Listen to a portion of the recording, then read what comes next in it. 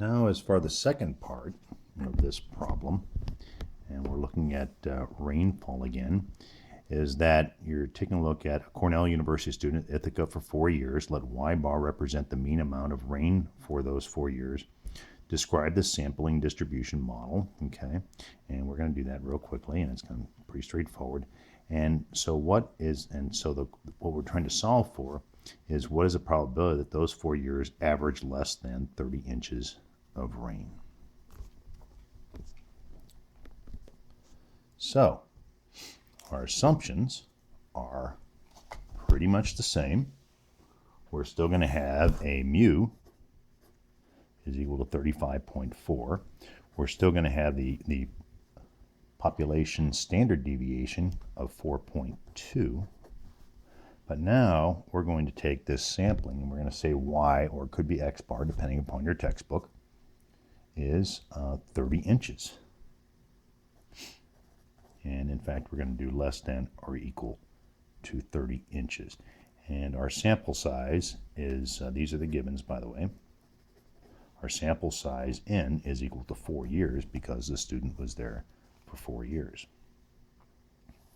So drawing up our distribution curve, it's as we've said before, it's a normal distribution. We still have 35.4.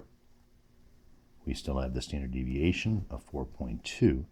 And so what we're trying to do is we're trying to isolate a small area down here where the value for the rainfall is less than or equal to 30 inches. Our formula is pretty much the same. All we're going to do is trying to move this to everything to a scale of z. And so z is equal to y bar, okay, which is the average that was observed by the student, minus mu over sigma, but this time we needed to convert this to the standard deviation for the sample over the square root of n. So sigma over the square root of n, sigma is equal to 4.2. N is 4, so we're going to take the square root of 4. And if you divide those out, you're going to get a number that's right at 2.1. So now our z value is equal to y bar, which is 30, minus mu, which is 35.4, divided by 2.1. And when you run that out, you're going to get a z value of negative 2.571. Correct?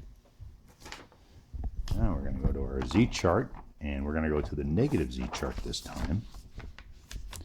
And we're going to go to minus 2.57, or right at that. And so it's 0.0051. 0051. So what you would conclude is that the probability of 30 inches of rain or less for those 4 years is about a probability of 5%.